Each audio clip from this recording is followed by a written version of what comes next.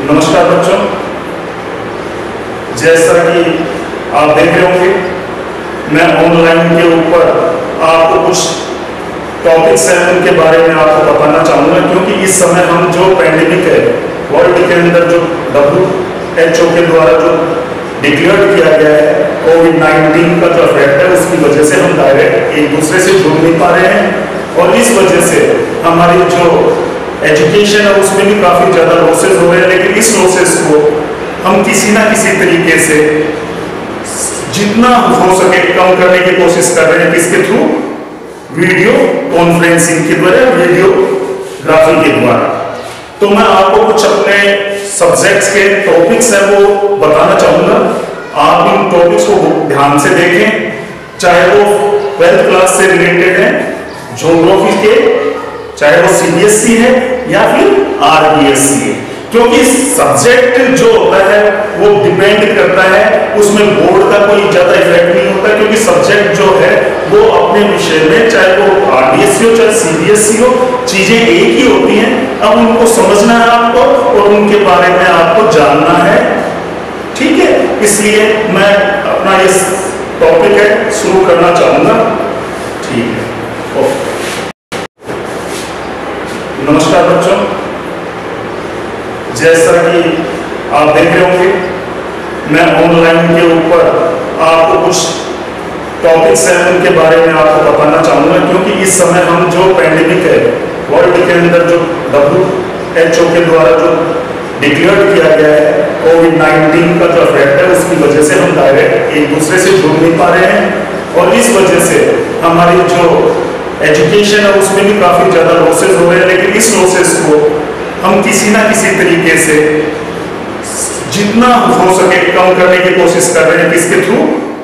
Video conferencing के द्वारा, videography के द्वारा। तो मैं आपको कुछ अपने सब्जेक्ट्स के टॉपिक्स हैं वो बताना चाहूँगा। आप इन टॉपिक्स को ध्यान से देखें, चाहे वो 12th क्लास से रिलेटेड है, ज्योग्राफी के, चाहे वो CBSE है या फिर RBSE है, क्योंकि सब्जेक्ट जो होता है वो डिपेंड करता है, उसमें बोर्ड का कोई ज्यादा इफेक्ट नहीं होता, क्योंकि सब्जेक्ट जो है वो अपने विषय में, चाहे वो RBSE हो चाहे CBSE हो, चीजें एक ही होती हैं। अब उनको समझना है आपको और उनके बारे में आपको जानना है, ठीक है। इसलिए मैं अपना ये टॉपिक है शुरू करना चाहूंगा, ठीक है। Okay, human geography in 12th class lesson first is human geography, nature and scope. यानी फर्स्ट जो लेसन आता है ज्योग्राफी में 12th क्लास में आता है, चाहे वो RBSE हो या CBSE हो, human geography, nature and scope, यानी उसकी प्रकृति और उसका क्षेत्र, ये आता है। यानी हम यहाँ पर ह्यूमन ज्योग्राफी की बात करते हैं। स्पेशली मैं आपको बताना चाहूंगा कि जो ज्योग्राफी है it is divided in 2 main branches, यानी जो ज्योग्राफी है उसको हम 2 पार्ट्स में डिवाइड करते हैं। अगर हम उसको मोटे तौर पे देखें, स्पेशली अगर हम उसको इंपॉर्टेंट ब्रांचेस में देखें, तो आप देख रहे हैं कि geography is divided in 2 branches, systematic geography and regional geography. Means कहने का मतलब है ज्योग्राफी को हम सिस्टमैटिक ज्योग्राफी और रीजनल ज्योग्राफी में डिवाइड कर देंगे। सिस्टमैटिक का मतलब होता है क्रमबद्ध भूगोल जिसको बोलते हैं सिस्टमैटिक ज्योग्राफी, और रीजनल ज्योग्राफी जिसको बोलते हैं क्षेत्रीय भूगोल। अब बात आती है ह्यूमन ज्योग्राफी। ह्यूमन ज्योग्राफी जो ये सब्जेक्ट दिखाई दे रहा है ये हम पढ़ेंगे सिस्टमैटिक ज्योग्राफी के अंडर में। अब यहाँ पर आप देखें, वैसे तो अक्सर हम ये भी पढ़ते हैं कि geography is divided in 2 branches, main is physical geography and second is human geography. जैसा कि आप लोग जानते हैं, आपने पढ़ा है प्रीवियस क्लासेस में 11th में, और जो बच्चे अभी हैं 12th क्लास में उन्होंने पढ़ा है कि आपने 11th क्लास में पढ़ा है फिजिकल ज्योग्राफी के बारे में। फिजिकल ज्योग्राफी यानी भौतिक भूगोल के विषय में। भौतिक भूगोल यानी फिजिकल ज्योग्राफी है क्या? फिजिकल ज्योग्राफी के अंदर, भौतिक भूगोल के अंदर हम उन सारे कॉन्सेप्ट्स का, उन सारे कंटेंट्स का स्टडी करते हैं जो अर्थ से रिलेटेड हैं, जो फीचर्स हैं जो related to the earth. Suppose हम उसकी जो अर्थ की सोयल है, लैंड है, इसके अलावा वहाँ का जो क्लाइमेट है, वेदर है, जिसको एटमॉस्फेयर बोलते हैं, इसके साथ साथ ओशियन है, इन सब की स्टडी हम पढ़ते हैं। जैसे लैंड फीचर्स में जियोमॉर्फोलॉजी में हम पढ़ते हैं लैंड फॉर्म्स, जैसे हैं प्लेट्यूज, प्लेन्स, इन सब के बारे में पढ़ते हैं, प्लेन्स, प्लेट्यूज एंड माउंटेन्स के विषय में। तो इन सब की स्टडी हम करते हैं फिजिकल ज्योग्राफी में। लेकिन वो तो रही फिजिकल ज्योग्राफी, हम यहाँ पर बात कर रहे हैं ह्यूमन ज्योग्राफी की। तो जो आपका इंपॉर्टेंट लेसन है, इंपॉर्टेंट बुक्स है, जो कि 12th क्लास में आती है आपकी। तो मैं सबसे पहले ह्यूमन ज्योग्राफी के बारे में बताना चाहता हूं। जैसे कि एक लाइन लिखी हुई है, geography is human geography, human geography is concern with study of earth. यानी ह्यूमन ज्योग्राफी जो है वो कंसर्न है, यानी अध्ययन है किसका? अर्थ का। किसके साथ में? With respect to its physical and human aspects का। यानी हम मानव भूगोल के अंदर हम अध्ययन करते हैं पृथ्वी के भौतिक जो फिजिकल फीचर्स हैं और इसके साथ साथ जो ह्यूमन एस्पेक्ट्स हैं, यानी जो मानवीय पहलू हैं, इनका आपसी सह संबंधों का, कोरिलेशन का हम इसमें अध्ययन करते हैं। अब मैं बात करता हूं, जैसा कि मैंने ऑलरेडी आपको बता चुका हूं, geography is divided in systematic geography and regional geography. Human geography are under systematic geography. Okay, इसके साथ साथ में आगे इंपॉर्टेंट जो ह्यूमन ज्योग्राफी के विषय में जितनी भी डेफिनेशंस है, जो इंपॉर्टेंट डेफिनेशंस हैं, फॉर एग्जांपल जैसे फ्रेडरिक रेटजेल जो जर्मन स्कॉलर है, भूगोल देता है, उनके बारे में बताऊंगा, उनकी डेफिनेशन क्या है। इसके साथ साथ विडाल डी ला ब्लांस उनकी डेफिनेशन के बारे में बताऊंगा। और इसके साथ साथ में आपको एलन सैंपल जो अमेरिकन स्कॉलर है, जो कि स्टंच डिटरमिनिस्ट है, यानी इसके इनकी डेफिनेशंस जो है जो इन्होंने दी हैं ह्यूमन ज्योग्राफी के रिलेशन में या ह्यूमन ज्योग्राफी से संबंधित, जिनके बारे में मैं अभी आपको वन बाय वन आपको बताता हूं।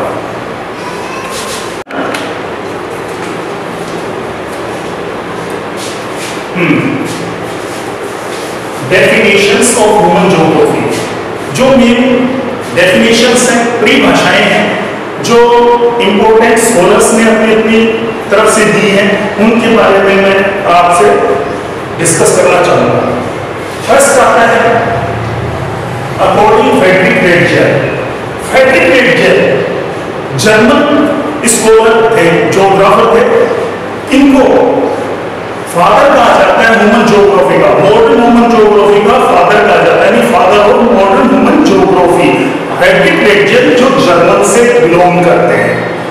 इन्होंने जो एनवायरमेंटल डिटरमिनिज्म है उसका सपोर्ट किया, उस थ्योरी को प्रोपोगेट किया है इन्होंने।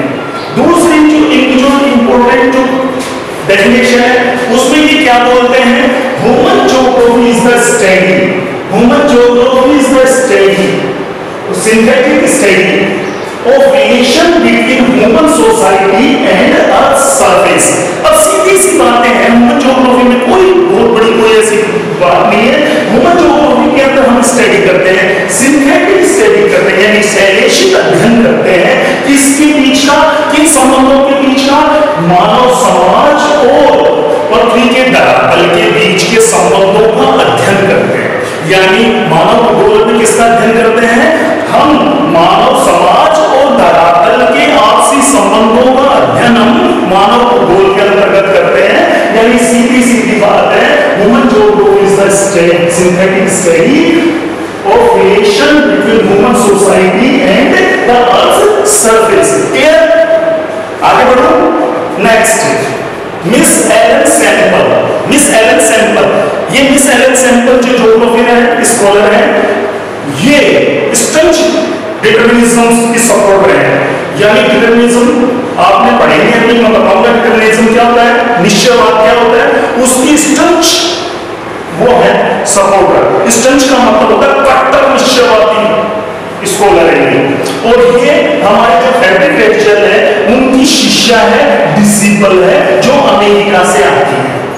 इन्होंने ह्यूमन ज्योग्राफी के विषय में क्या कहा है, human geography is the study of changing relation से, यानी ये क्या बोलते हैं, मानव भूगोल जो है अध्ययन है किसका? बदलते हुए संबंधों का किसके बीच में? अनरेस्टिंग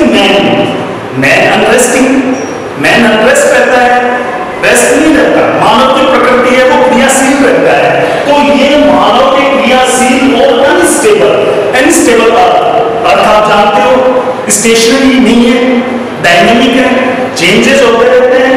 तो अर्थ जो अनस्टेबल अर्थ है उसके बीच में बदलते हुए संबंधों का अध्ययन है। अंडरस्टैंड? दोबारा से मैं बताता हूं आपको, human geography is the study of changing relationship, बदलते हुए संबंधों का अध्ययन है। किसके बीच में? Unresting man and unstable earth. Clear? अब मैं आगे बढ़ता हूं। जो आप थर्ड डेफिनेशन देख रहे हो ये है विडार्डिला ब्लांस। ये विडार्डिला ब्लांस ये जो है ये फ्रांस के स्कॉलर हैं या फ्रांस के ज्योग्राफर हैं। ये काफी इंपॉर्टेंट आते हैं। इन्होंने पॉसिबिलिज्म का सपोर्ट किया है जिसको हम बोलते हैं संभववाद का। इन्होंने अपने शब्दों में जो डेफिनेशन दी है ह्यूमन ज्योग्राफी की वो क्या की है? Human geography offers a new conception of the interrelation between earth and man. यानी ये बोलते हैं कि मानव भूगोल ऑफर करता है एक नई संकल्पना को प्रस्तुत करता है जो आपसी संबंध है किसके बीच में? पृथ्वी और मानव के बीच में। यानी पृथ्वी और मानव के बीच में जो आपसी संबंध है उसमें एक नई संकल्पना को प्रस्तुत करता है। इसमें ये बताता है कि इसके अंदर बहुत ज्यादा सैद्धांतिक अध्ययन किया जाता है फिजिकल लॉज का, यानी पृथ्वी के जो भौतिक नियम है उन नियमों का जो अर्थ को नियंत्रित करते हैं और जो जीव पृथ्वी पर रहते हैं इनके दोनों के बीच के संबंधों का अध्ययन किया जाता है। तो मैं इंपॉर्टेंट रूप से आपको बताना चाहूंगा कि जो रेचल है उनकी डेफिनेशन हो गई, एलन सैम्पल की डेफिनेशन हो गई और विडार्डिला ब्लांस की हो गई। अब मैं आपको ये बताऊंगा इन्होंने एक इंपॉर्टेंट बुक लिखी है जिसको बोलते हैं एंथ्रोपोज्योग्राफी। किसने? फ्रेडरिक जेल ने। इन्होंने बहुत इंपॉर्टेंट काम किया है मानव भूगोल के लिए। इसको आपको पता है कि इनको आधुनिक मानव भूगोल का जनक कहा जाता है, यानी father of modern human geography. अब मैं बात करता हूं, एक और आता है विद्वान आते हैं, स्कॉलर आते हैं जिनको बोलते हैं हिकिटियस जो थे उन्होंने सबसे पहले जो ज्योग्राफी था उसका सिस्टमैटिक रूप से कंपाइल किया था। सबसे पहले जो कंपाइल किया गया ज्योग्राफी को एक व्यवस्थित तरीके से सब्जेक्ट्स के रूप में वो हिकिटियस को जाता है। समझ में आगे हम बात करते हैं इसके नेचर की, यानी मानव भूगोल के प्रकृति के बारे में। नेचर ऑफ ह्यूमन ज्योग्राफी यानी मानव भूगोल की प्रकृति। मानव भूगोल की प्रकृति के अंदर हम स्टडी करते हैं यानी अध्ययन करते हैं जो आपसी संबंध है, आपसी रिलेशन है, inter relationship between physical geography and human geography के बीच के संबंधों का अध्ययन करते हैं हम। अब जैसे जिस प्रकार से हम नेचर की बात करें, जिस प्रकार से हम देखते हैं कि इकोनॉमिक्स है जो कंसर्न है प्राइसेस से, जिस प्रकार से हम देखते हैं जियोलॉजी है वो कंसर्न है रॉक से, जिस प्रकार से हम देखते हैं बॉटनी जो है वो रिलेटेड है प्लांट से, इसी प्रकार से ज्योग्राफी जो है वो रिलेटेड है प्लेस से। इसका मतलब है कि जो प्लेस है वो सेंट्रल पॉइंट है ह्यूमन ज्योग्राफी का। तो इसके अंदर हम अध्ययन करते हैं प्लेस का यानी उस जगह का, और उससे हम जानने की कोशिश करते हैं उन आंसर्स को जो कब, कहां और कैसे जैसे प्रश्नों को उत्पन्न करते हैं। आगे हम बात करते हैं इसके अंतर्गत आपको मैंने सबसे पहले फिजिकल ज्योग्राफी के बताया था, इंटरप्रिटेशंस का जो स्टडी है उसको ही हम बोलते हैं मानव भूगोल। तो हमने मैंने आपको बताया फिजिकल ज्योग्राफी जो अर्थ से रिलेटेड जितने भी फीचर्स हैं उनका अध्ययन किया जाता है, और ह्यूमन ज्योग्राफी में जो मानव के द्वारा यानी ह्यूमन क्रिएटेड जो फीचर्स हैं, जो लैंडस्केप्स हैं उनका अध्ययन किया जाता है, उनका आपसी संबंधों का अध्ययन किया जाता है। अब हम यहाँ बात करेंगे कि समय गुजरने के साथ साथ समय गुजरने के साथ साथ जो मानव भूगोल है, ह्यूमन ज्योग्राफी है, उसका डेवलपमेंट्स होते रहे और उन डेवलपमेंट्स के साथ साथ नए नए कॉन्सेप्ट्स आते गए। जो सबसे पुराना जो कॉन्सेप्ट आया, जो सबसे पुराना कॉन्सेप्ट था वो था एनवायरमेंटल डिटर्मिनिज्म। एनवायरमेंटल डिटर्मिनिज्म के बारे में आपने बहुत सारे पढ़े भी होंगे या पहले भी मैंने पढ़ाया तो आपने ध्यान दिया होगा, लेकिन स्पेशली एनवायरमेंटल डिटर्मिनिज्म का मतलब होता है पर्यावरण निश्चयवाद। पर्यावरण निश्चयवाद और इसके समर्थक हैं, इसके सपोर्टर इस थ्योरी के, वो है फ्रेडरिक वेगेल और मिस एलन सैंपल जो इनकी डिसिपल है। और ये जो एलन सैंपल है ये स्टंच डिटर्मिनिस्ट है, यानी कट्टर निश्चयवादी है। ये इस निश्चयवादी में डिटर्मिनिज्म में क्या माना गया, पर्यावरण निश्चयवाद में माना गया है कि जो नेचर है वो सुपर है और ह्यूमन बीइंग है वो अपने जितनी भी एक्टिविटीज करता है, अपने जितने भी वर्क करता है वो किसके अंडर में करता है, नेचर के अंडर में, यानी पूरी प्रकृति के अंडर में मानवीय क्रियाकलाप होते हैं। यानी मानव है जितने भी अपने काम धाम जो भी करता है वो अंडर नेचर के करता है, यानी इसमें नेचर को सुपर माना गया है। ह्यूमन को, मानव को स्लेव बताया गया है इसके अंदर, यानी प्रकृति का दास बताया गया है। इसमें प्रकृति से बाहर जाकर मानव कुछ नहीं करता है। ये वो स्टेज है जिसको हम प्रिमिटिव स्टेज बोलते हैं। इसके अंदर प्रकृति की छाप है वो मानव के ऊपर दिखाई देती है। जैसा कि एक प्रश्न आता है प्रकृतिकरण, मानव का प्राकृतिकरण, यानी इसमें मानव का प्राकृतिकरण है, यानी आप देखेंगे ह्यूमनाइजेशन, नेचुरलाइजेशन ऑफ ह्यूमन, यानी ह्यूमन का नेचुरलाइजेशन, मानव अपने खान पान रहन सहन सब के ऊपर उसका स्पष्ट जो छाप है वो प्रकृति की है और वो प्रकृति से, नेचर से इतना भयभीत होता है कि वो उसकी पूजा के रूप में, ईश्वर के रूप में, गॉड के रूप में उसकी पूजा करता है। अब मैं आगे चलता हूं कि इसके अंदर सीधा सीधा बताया गया, प्रकृति को सुपर बताया गया, ह्यूमन को उसके अंदर में बताया गया। समझ में आ रही मेरी बात को? अब मैं यहाँ दूसरे पे जाऊंगा जिसको बोलते हैं पॉसिबिलिज्म। पॉसिबिलिज्म जिसके इस थ्योरी के जो सपोर्टर हैं या जो फाउंडर हैं वो हैं विडाल डी ला ब्लांस।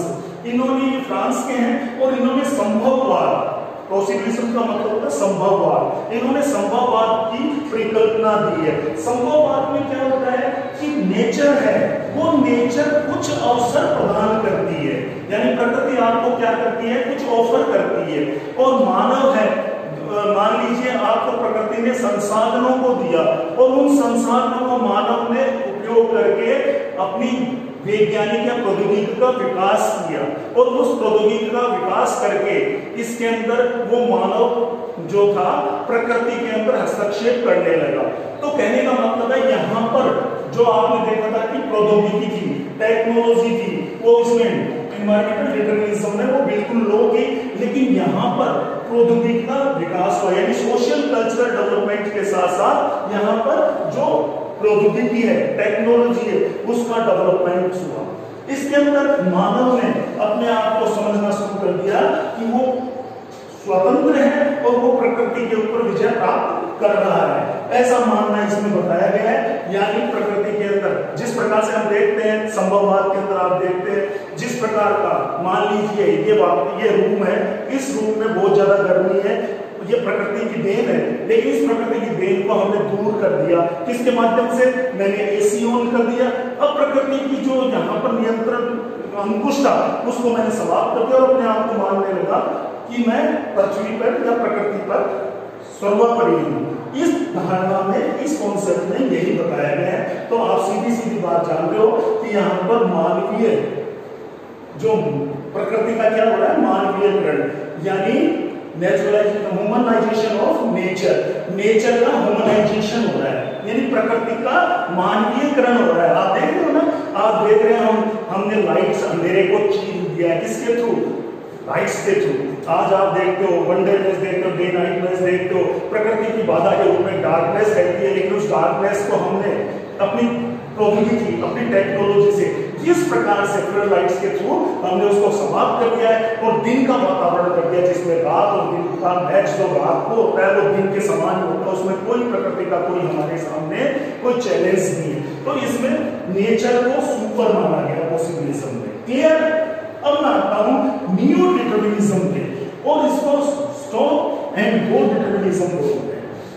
अब इसमें देखिए कि क्या है, ये दोनों संकल्पनाएं जो हैं, इन दोनों संकल्पनाओं के बीच का रास्ता है न्यू डिटरमिनिज्म, जिसको बोलते हैं नव निश्चयवाद। नव निश्चयवाद या इसको हम बोल सकते हैं स्टॉप एंड गो डिटरमिनिज्म, और इसके सपोर्टर रहे हैं ग्रिफिथ टेलर। याद रखना, इसके न्यू डिटरमिनिज्म के आप बच्चे हो, आप जैसे जैसे हाई कॉम्पिटिशंस में जाओगे तो ये जो आप देख रहे हो ये सपोर्टर ज्योग्राफर्स हैं, ये इंपॉर्टेंट रोल प्ले करते हैं। आपकी जो पेपर्स आते हैं यहाँ तक ये RAS के, IAS के या अदर कॉम्पिटिशंस के, उनके अंदर ये फ्रेडरिक लेटजेल, सैंपल, विडाल डी लाब्लांस और ग्रिफिथ टेलर और इनसे जुड़ी हुई जो कॉन्सेप्ट है ये बहुत इंपॉर्टेंट रहते हैं। इसलिए ना केवल आपके सब्जेक्ट के लिए बल्कि आपके IQ के लिए भी ये महत्वपूर्ण है, और इनको आप स्टूडेंट्स जो है अच्छी तरीके से अपनी मेमोरी में फिट करेंगे।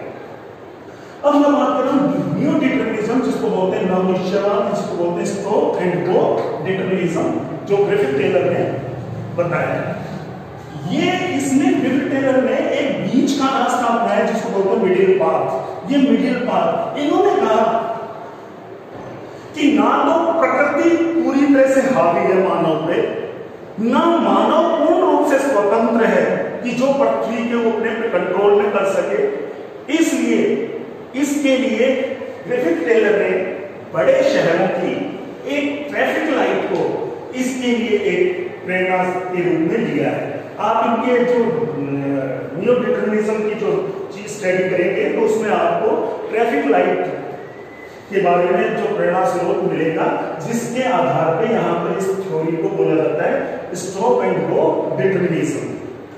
तो इसमें क्या होता है, मैं तो प्रकृति बहुत ज्यादा वो करती है, वो अवसर देती है कुछ नियम, प्राकृतिक नियमों के अंतर्गत मानव को अवसर देती है, और मानव उन लिमिट्स में मानव में हस्तक्षेप करता है, नहीं कि उससे बाहर जाकर। अगर उससे बाहर जाकर वो हस्तक्षेप करता है तो उसके लिए आप देख रहे हो विश्व के अंदर विभिन्न प्रकार की जो प्रॉब्लम्स है वो क्रिएट होगी। ग्लोबल वार्मिंग है, आप देख रहे हो ओजोन डिप्लीटेशन है, पॉल्यूशन है, ये सारी प्रॉब्लम्स हैं।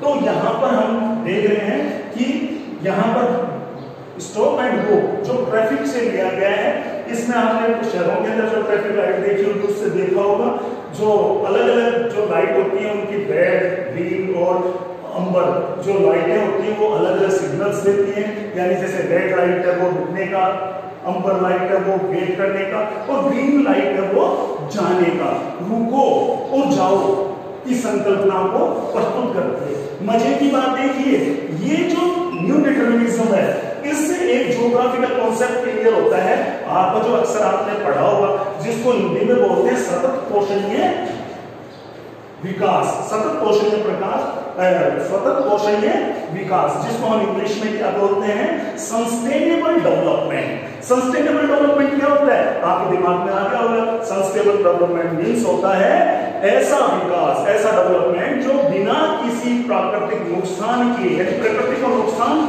पहुंचाए बिना जो विकास किया जाता है, उस विकास को हम क्या बोलते हैं, सस्टेनेबल डेवलपमेंट। यानी डेवलपमेंट तो होना चाहिए, विदाउट डेवलपमेंट तो सब कुछ रुक जाएगा, इसलिए डेवलपमेंट होना तो चाहिए, लेकिन वो डेवलपमेंट क्या होना चाहिए, एक नियम, एक लिमिट्स, एक सीमाओं में होना चाहिए, जो सीमाएं हमें प्रकृति ने दी हैं। अगर हम उन सीमाओं से बाहर जाकर अगर वो काम करना चाहेंगे तो उसके बुरे परिणाम हमारे को या लॉसेस हमारे को सहन करने पड़ेंगे। Thank you. इसके बाद में मैं दूसरे जो टॉपिक्स है वो लेना चाहूंगा। ठीक, अब इस लेसन के अंदर कुछ इंपॉर्टेंट जो बात रहती है वो रहती है कि ह्यूमन ज्योग्राफी, उसके फील्ड्स और सब्जेक्ट्स का नॉलेज कम से कम आपको रहना ही चाहिए। इसमें तीसरा कॉलम मेरे को आता है, लेकिन मैंने स्पेशली लिया नहीं है उस कॉलम को, वो आता है कंसर्न सिस्टर्स का या सिस्टर डिसिप्लिन्स का, जिसके अंदर इन सब चीजों से रिलेटेड टॉपिक्स होते हैं या सब्जेक्ट्स होते हैं वो उनमें। अब मैं इंपॉर्टेंट जो फील्ड्स और सबफील्ड्स हैं ह्यूमन ज्योग्राफी के, उनके बारे में आपको बताऊंगा। आपको स्पेशली यहाँ पर आप देखने में आ रहा है कि ह्यूमन ज्योग्राफी के 6 मेन फील्ड्स हैं, और 6 मेन फील्ड्स में से 2 इंपॉर्टेंट फील्ड्स होते हैं जिनके बहुत सारे सब फील्ड्स हैं। इसलिए उन सब फील्ड्स को आपको ध्यान में रखना है। और जैसे जैसे आप ग्रेजुएशन पोस्ट ग्रेजुएशन करेंगे आप इन सब फील्ड्स और सब फील्ड्स के ऊपर स्पेशली स्टडीज करेंगे। अब वैसे तो आप देखें तो मैं आपको बताते हुए चलता हूँ, सबसे पहला जो फील्ड आता है उसको बोलते हैं सोशल ज्योग्राफी यानी सामाजिक भूगोल। और सामाजिक भूगोल में जिस प्रकार से आप देख रहे हैं 7 इसकी सब फील्ड्स है, जिसमें पहली जो दिखाई देगी आपको बिहेवियर ज्योग्राफी यानी व्यवहारिक भूगोल। दूसरा आपको दिखाई दे रहा है ज्योग्राफी ऑफ सोशल वेलबीइंग यानी मानवीय कल्याण से संबंधित भूगोल यानी मानव कल्याण से संबंधित भूगोल, मानवीय कल्याण भूगोल। तीसरी आपको दिखाई दे रही है geography of lecture. Geography of lecture का मतलब होता है अवकाश का भूगोल। अवकाश का भूगोल यहां पर आपको दिखाई दे रहा है कल्चरल ज्योग्राफी यानी सांस्कृतिक भूगोल। यहां पर आपको दिखाई दे रहा है जेंडर ज्योग्राफी यानी लिंग भूगोल। और यहां पर हिस्टोरिकल ज्योग्राफी ऐतिहासिक भूगोल और मेडिकल ज्योग्राफी। ये जितनी भी ब्रांचेस हैं इनके अंदर आप ग्रेजुएशन पोस्ट ग्रेजुएशन के अंदर इनकी स्टडीज करेंगे। बहुत इंपॉर्टेंट है, इंटरेस्टिंग सब्जेक्ट है। आप अगर आगे जाके इसकी स्टडीज करते हो medical geography, historical geography, gender, cultural, Jio and Jio social wellbeing और बिहेवियर ज्योग्राफी की, specially behaviour geography post graduation का अंदर आता है। ये थ्योरेटिकल पेपर होता है, वो टफ पेपर माना जाता है मेरे हिसाब से गेट पीजी के अंदर, इसलिए इन सब फील्ड्स की हम स्टडी करते हैं। इसके लिए ध्यान रखना कि सोशल ज्योग्राफी के अंदर ये 7 पार्ट्स आते हैं। अब आगे आता है अर्बन ज्योग्राफी। अर्बन ज्योग्राफी जिसको बोलते हैं शहरी भूगोल। इस शहरी भूगोल के लोग सब फील्ड नहीं है लेकिन इसकी कंसर्न सिस्टर्स होती हैं। जैसे हम अर्बन जो शहरीकरण होता है वो उनके पास शहरों का जो व्यवस्थित है उनकी प्लानिंग है, अर्बन प्लानिंग वगैरह होती है, इनके विषय में जो भी पढ़ते हैं वो हम पढ़ते हैं अर्बन ज्योग्राफी में। फिर आता है पॉलिटिकल ज्योग्राफी यानी राजनीतिक भूगोल यानी राजनीति जो पॉलिटिक्स है वो भूगोल में भी समाहित है। तो यहाँ पर हम देख रहे हैं पॉलिटिकल ज्योग्राफी यानी राजनीतिक भूगोल। इसके अंदर एक तो पॉलिटिकल साइंस होता है जो कंसर्न सिस्टम है इसकी, वो मेन फील्ड नहीं है लेकिन इसके जो 2 मेन फील्ड्स हैं यानी पॉलिटिकल ज्योग्राफी के 2 मेन फील्ड हैं। एक है इलेक्टोरल ज्योग्राफी जिसको इलेक्टोरल का मतलब होता है चुनावी भूगोल, जो चयन वगैरह जो चुनाव वगैरह होते हैं किसका कैसे चुनाव होता है उसकी प्रक्रिया के बारे में बताया गया। दूसरा है मिलिट्री ज्योग्राफी यानी सैनिक भूगोल।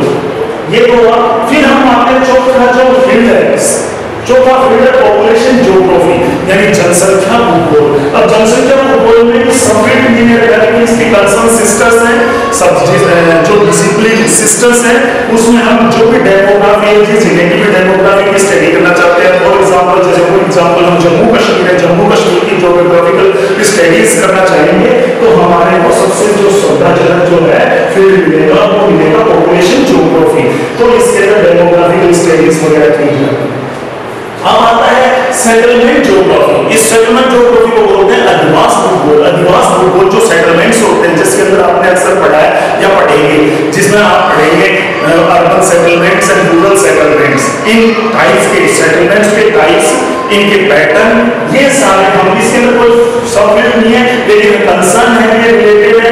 अभी आप पढ़ेंगे जैसे जैसे सब्जेक्ट चलेगा आगे मैं आपको बताता चलूंगा कि सेटलमेंट ज्योग्राफी में आप पढ़ेंगे सेटलमेंट्स किस तरह के सेटलमेंट्स पाए जाते हैं, अर्बन सेटलमेंट्स मिलते हैं, रूरल सेटलमेंट्स मिलते हैं, उनका शेप बेस्ड ऑन शेप यानी शेप के आधार पर और उनके प्रारूप यानी उनका पैटर्न क्या है, सब सेटलमेंट्स के अंदर पढ़ेंगे। अब आता है मोस्ट इंपोर्टेंट जो है ये लोग आता है सब फील्ड आता है, वो फील्ड आती है जिसको बोलते हैं इकोनॉमिक ज्योग्राफी। इकोनॉमिक ज्योग्राफी मेरे अकॉर्डिंग बहुत मोस्ट इंपोर्टेंट पार्ट है सब फील्ड और सब फील्ड है ज्योग्राफी के।